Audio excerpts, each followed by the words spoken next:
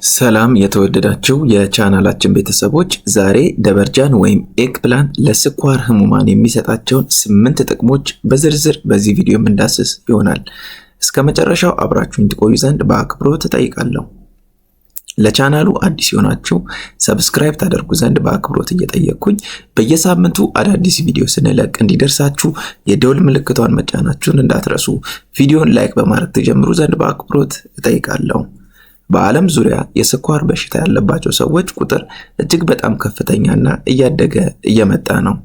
የዓለም ጤና ድርጅት ወይም WHO እንደሚለው በቅርብ ዓመታት ውስጥ በአዋቂዎች መካከል ያለው የስኳር በሽታ ስርጭት ከ2 እጥፍ በላይ ጨምሯል።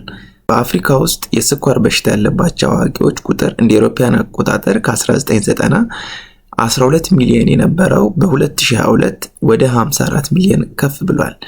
በአህጉሪቱ እየጨመረ ያለውን የጤና ችግር የሚያሳይ ከፍተኛ ጭማሪ ነው። የአሜሪካ የስኳር በሽታ ማህበር ወይም አሜሪካን ዲያቤቲስ አሶሲዬሽን እና ናሽናል ኢንስቲትዩት ኦፍ ሄልዝ የስኳር በሽታ ትምህርት መርሃ ግብር የአይነት 2 የስኳር በሽታ ላለባቸው ሰዎች ደበርጃንን የያዙ ምግቦችን ይመክራሉ።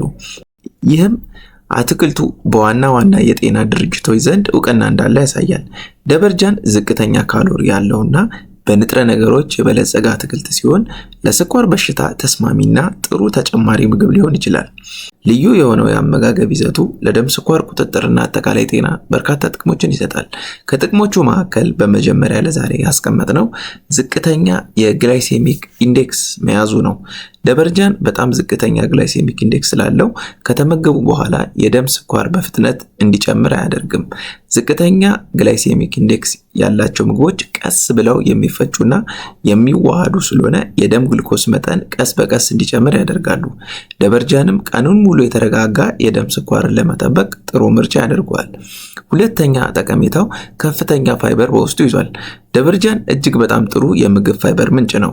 ፋይበር ለደም ስኳር ቁጥጥር ወሳኝ ነው፣ ምክንያቱም የካርቦሃይድሬትስ መፈጨትና ስኳር ወደ ደም ውስጥ መግባትን ያዘገያል።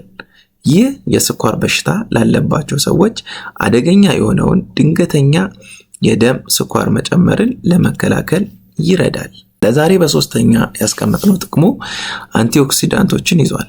ደበርጃን በኃይለኛ አንቲኦክሲዳንቶች በተለይም ናሱኒን የተባለው በሐምራዊ ቆዳ ውስጥ የሚገኝና ክሎሮጄኒክ አሲድ የበለጸገ ነው። እነዚህ አንቲኦክሲዳንቶች የስኳር በሽታ ላለባቸው ሰዎች ላይ ከፍ ያለ ሊሆን የሚችለውንና ወደ ችግሮች ሊመራ የሚችለውን ኦክሲዴቲቭ ስትረስ ለመዋጋት ይረዳሉ።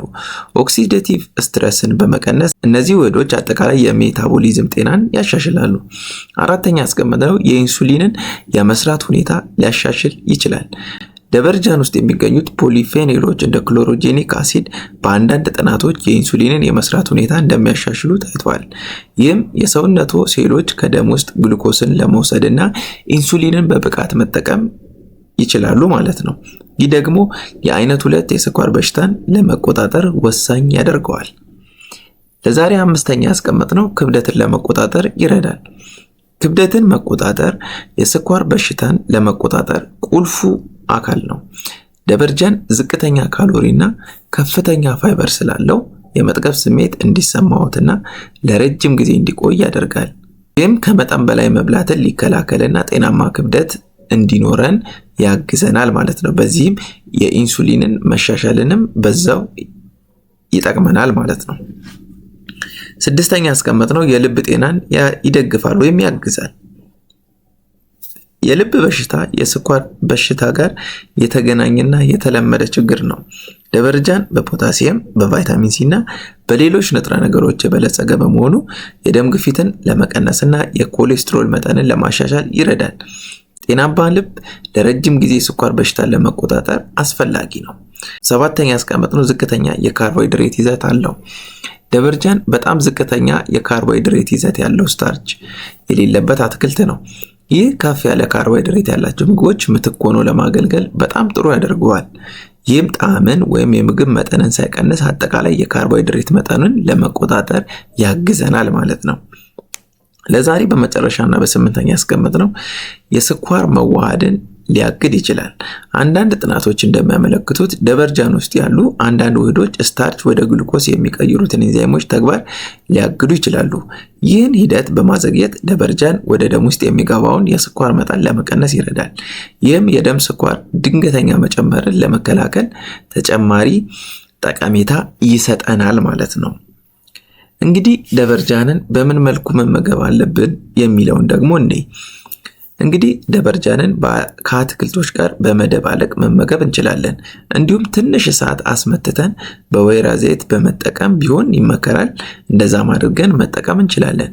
ሌላው በሾርባ ውስጥ መጠቀም እንችላለን። ነገር ግን በጣም እንደ ድንች ቺፕስ ጠብሰን ባንመገበው ይመከራል ማለት ነው። ይህ ቪዲዮ እንግዲህ ጠቃሚ እንደነበር ተስፋ አደርጋለሁ።